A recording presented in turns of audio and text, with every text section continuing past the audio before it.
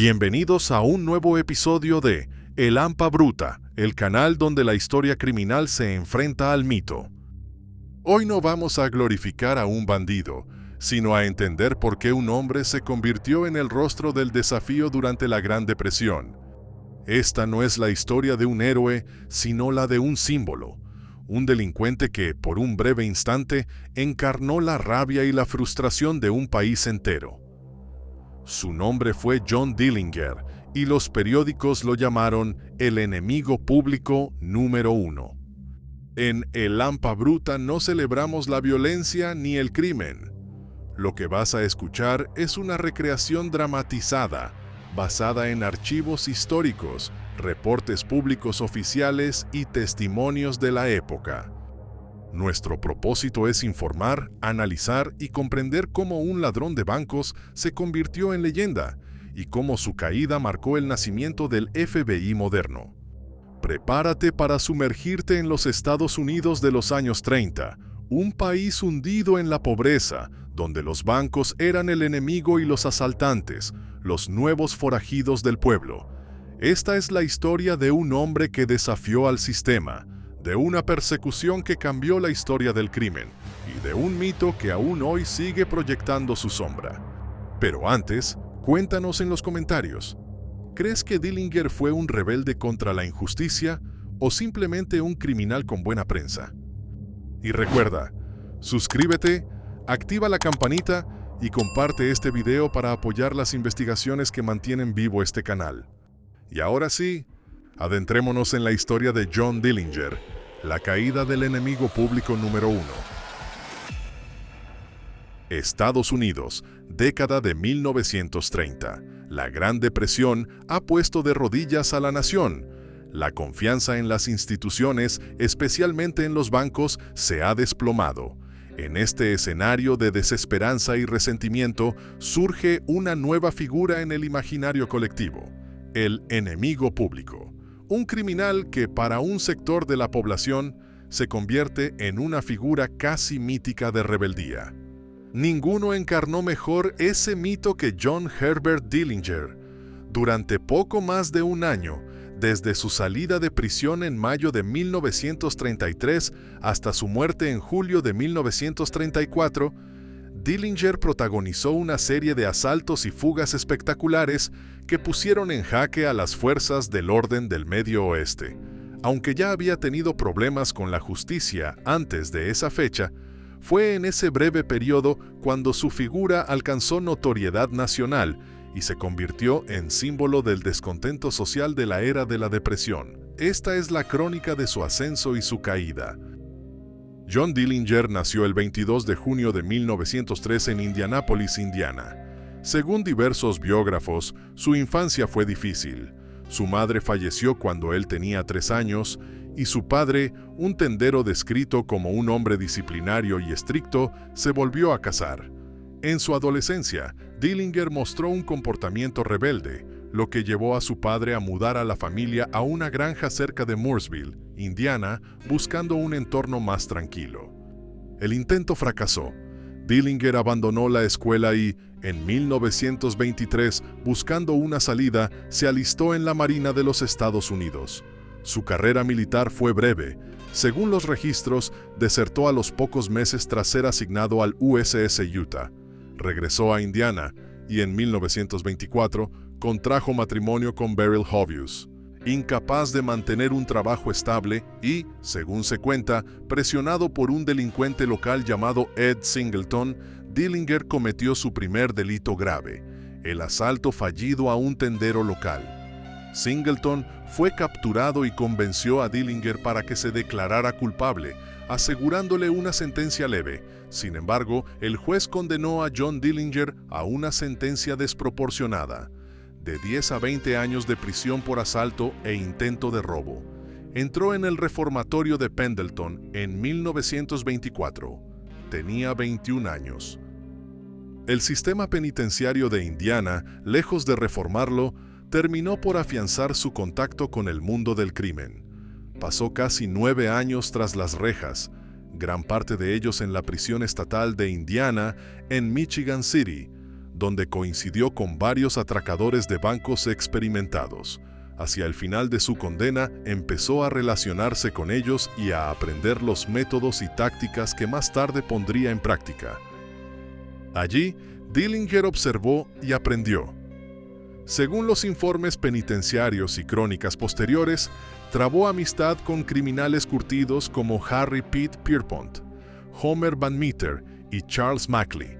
Eran atracadores metódicos, no simples ladrones. Se dice que estudiaban los sistemas de alarma, los tiempos de respuesta policial y las rutas de escape. Dillinger absorbió este conocimiento, forjando las alianzas que definirían su carrera. En mayo de 1933, John Dillinger obtuvo la libertad condicional. Salió de prisión en plena Gran Depresión, convertido en un hombre de 30 años endurecido y con un plan. Casi de inmediato, comenzó a aplicar lo aprendido. Durante el verano de 1933, una ola de asaltos a bancos sacudió Indiana y Ohio. Los atracos eran rápidos, precisos y, según testigos, ejecutados con una calma profesional. Las autoridades atribuyeron estos golpes a Dillinger. Su objetivo, sin embargo, era más ambicioso que el simple enriquecimiento. Necesitaba armas y dinero para liberar a sus mentores. Según la versión más extendida, Dillinger logró introducir armas de contrabando en la prisión estatal de Indiana. El 26 de septiembre de 1933, Harry Pierpont, Mackley y otros 8 reclusos, usando las pistolas que supuestamente Dillinger les proporcionó, ejecutaron una fuga masiva. Pero para entonces, Dillinger ya no estaba en la calle.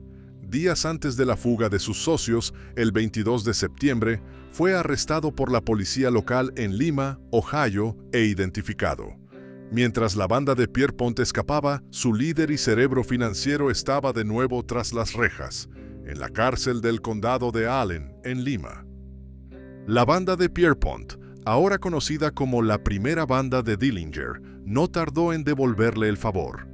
El 12 de octubre de 1933, apenas unas semanas después de su fuga, Pierpont, Mackley y otros miembros se presentaron en la cárcel de Lima.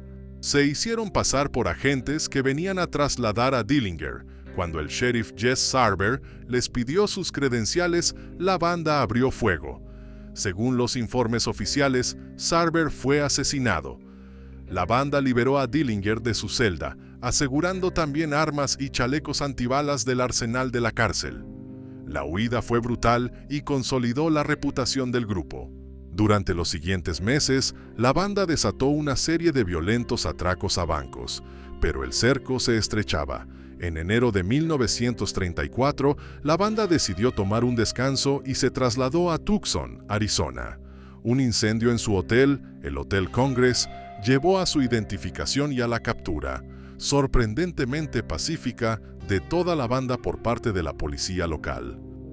Fue un golpe mediático. Los estados competían por juzgar a los criminales. Dillinger fue extraditado a Indiana para enfrentar cargos por el asesinato de un oficial de policía durante un atraco en East Chicago. Fue trasladado a la cárcel del condado de Lake, en Crown Point, Indiana. Las autoridades la promocionaron como una prisión a prueba de fugas. El fiscal Robert Steele, buscando publicidad, posó para las cámaras con Dillinger, con un brazo sobre sus hombros. Fue un exceso de confianza que lamentaría profundamente. El 3 de marzo de 1934, John Dillinger protagonizó su huida más legendaria. Los detalles exactos siguen siendo objeto de debate. La versión más famosa, que el propio Dillinger pareció alentar, es que talló una pistola falsa a partir de un trozo de madera y la oscureció con betún. Según otras fuentes, la pistola falsa era un bloque de jabón. Amenazando a los guardias con esta pistola falsa, logró acceder a las armas reales de la prisión, encerró al personal y escapó. En su huida, Dillinger cometió un error fatal. Robó el Ford V8 personal de la sheriff, Lillian Hawley. Al cruzar la línea estatal de Indiana a Illinois, violó la Ley Nacional de Robo de Vehículos Motorizados, la Dyer Act. Este acto convirtió a Dillinger, hasta entonces un problema estatal, en un objetivo federal. El Bureau of Investigation, dirigido por J. Edgar Hoover, entró oficialmente en el caso. J. Edgar Hoover, director del BOI, vio en Dillinger la oportunidad perfecta para expandir el poder de su agencia. Declaró a Dillinger enemigo público número 1 y asignó al agente estrella de la oficina de Chicago, Melvin Purvis, la tarea de capturarlo, vivo o muerto. Tras la fuga de Crown Point, Dillinger se reagrupó. Con Pierpont y Mackley en el corredor de la muerte tras ser recapturados, Dillinger formó la llamada Segunda Banda. Esta nueva alineación incluía, según los archivos del BOI, a figuras notorias como Homer Van Meter, Eddie Green y, sobre todo, al psicopático y violento Lester Gillis, más conocido como Babyface Nelson. La banda perpetró varios asaltos sangrientos, pero el BOI estaba tras ellos. En abril de 1934, una pista situó a Dillinger y su banda en el Little Bohemia Lodge, un refugio rústico en el norte de Wisconsin. Melvin Purvis, ansioso por un arresto que cimentara su reputación, organizó una redada federal. La operación, ocurrida la noche del 22 de abril de 1934, fue, según describen los informes posteriores, un desastre absoluto. Los agentes de Purvis, mal coordinados y nerviosos, rodearon el edificio. Cuando 3 clientes locales, presuntamente trabajadores de un campamento cercano, salían del bar y subían a su coche, los agentes abrieron fuego sin previo aviso, creyendo que eran los gánsteres. Mataron a un civil e hirieron gravemente a los otros 2. El sonido de los disparos alertó a la banda. Dillinger, Van Meter y otros escaparon por una ventana trasera, deslizándose por la orilla del lago helado. Babyface Nelson, fiel a su naturaleza violenta, se enfrentó a los agentes, matando a un agente federal, W. Carter Baum, antes de huir. Según los registros del Bureau of Investigation, en el tiroteo también resultaron heridos otros agentes y civiles. La magnitud del error federal en Little Bohemia fue ampliamente documentada y se convirtió en uno de los mayores fracasos operativos del BOI. El fiasco de Little Bohemia fue una humillación pública para Hoover y Purvis. Dillinger se había evaporado de nuevo, dejando tras de sí a un agente muerto y 2 civiles heridos por fuego federal. La presión para capturarlo se volvió inmensa. Tras el caos de Little Bohemia, la banda se dispersó para siempre. John Dillinger, ahora el hombre más buscado de América, se encontró solo, herido, según algunos informes, y con su rostro en todos los periódicos. Necesitaba desaparecer. Dillinger recurrió a medidas extremas. En Chicago, según informes de la época, habría intentado someterse a una rudimentaria cirugía plástica para modificar su rostro y borrar sus huellas dactilares con ácido. Sin embargo, los reportes forenses posteriores indicaron que, si aquello realmente ocurrió, los resultados fueron mínimos y las cicatrices solo hicieron sus huellas más reconocibles. Muchos historiadores consideran estos intentos parte del folclore que rodea a su figura. Consiguió una nueva identidad, Jimmy Lawrence, y trató de mantener un perfil bajo en la ciudad de Chicago. Fue durante este tiempo que, según los informes, frecuentaba la compañía de una mujer llamada Polly Hamilton. Pero fue la casera de Hamilton quien sellaría su destino. Su nombre era Anna Kumpanash, aunque pasó a la historia como Anna Sage. Era una inmigrante de origen rumano que regentaba un burdel y, fundamentalmente, enfrentaba un proceso de deportación por baja catadura moral. Viendo una oportunidad, Sage contactó al agente Melvin Purvis. Según los archivos del FBI, se llegó a un acuerdo. Anna Sage entregaría a John Dillinger. A cambio, Purvis intercedería para detener su deportación y ella podría recibir una parte de la recompensa. El BOI, humillado en Little Bohemia, aceptó el trato. Sage informó a Purvis que el domingo 22 de julio de 1934, ella, Dillinger, bajo el alias de Jimmy Lawrence, y Polly Hamilton irían al cine por la noche. No estaba segura de a qué cine irían, si al Marlboro o al Biograph. Para asegurar que los agentes la identificaran y así no le dispararan, Purvis le pidió que usara una prenda distintiva. Ella eligió un vestido, aunque la prensa la bautizó como la Dama de Rojo o The Lady in Red. Algunas versiones aseguran que el vestido era, en realidad, de color naranja brillante que bajo las luces de neón del teatro parecía rojo. Este detalle, repetido en los años posteriores, contribuyó a alimentar el mito en torno a la traición que selló el destino de Dillinger. Melvin Purvis apostó por el Biograph Theater en el barrio de Lincoln Park de Chicago. Desplegó a sus mejores hombres con órdenes estrictas de no actuar dentro del cine para evitar una masacre de civiles. Debían esperar a que el objetivo saliera. La película de esa noche era Manhattan Melodrama, protagonizada por Clark Gable como un gángster que acaba en la silla eléctrica. Alrededor de las 10:30 p.m., la película terminó. Dillinger salió del teatro, flanqueado por Anna Sage y Polly Hamilton. Melvin Purvis, que estaba al otro lado de la calle, vio a Sage y su vestido distintivo. Dio la señal convenida a sus agentes. Encendió un cigarro. Los agentes se acercaron. Según los testimonios de los federales, Purvis gritó ¡alto! O una advertencia similar. Dillinger, dándose cuenta de la trampa, reaccionó instintivamente. Según se informa, intentó sacar una pistola Colt 380 de su bolsillo y echó a correr hacia un callejón cercano. No dio más de unos pasos. Los agentes abrieron fuego. Múltiples disparos alcanzaron a Dillinger. La bala fatal, según el informe de la autopsia, entró por la nuca y salió por debajo del ojo derecho.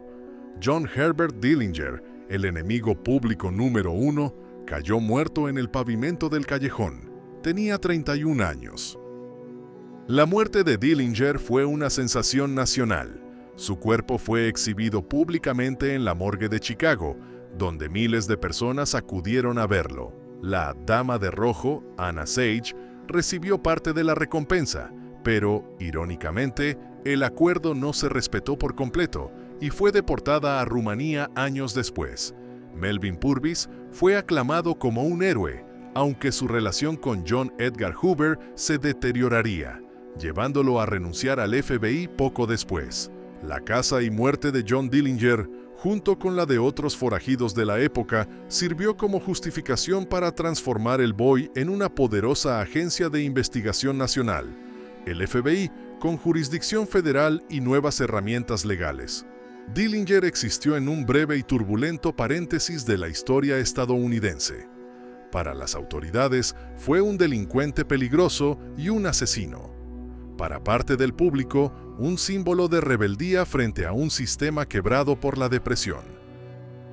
Lo cierto es que no existen evidencias de que ayudara a los pobres o tuviera motivaciones altruistas. Su legado real es el de una carrera criminal corta, violenta y mediática que, paradójicamente, impulsó la creación del moderno FBI y el fortalecimiento del poder federal en materia de investigación. Su historia sigue siendo un espejo de cómo el mito puede transformar a un criminal en leyenda. Gracias por acompañarnos en este viaje por la sombra de una época donde el hambre y la desesperación convirtieron a los ladrones en leyendas. John Dillinger fue más que un hombre, fue el reflejo de una nación herida que buscaba culpables y héroes en los mismos rostros. Su caída no solo cerró una historia de crimen, sino que abrió otra, la del poder creciente del Estado y del nacimiento del FBI moderno.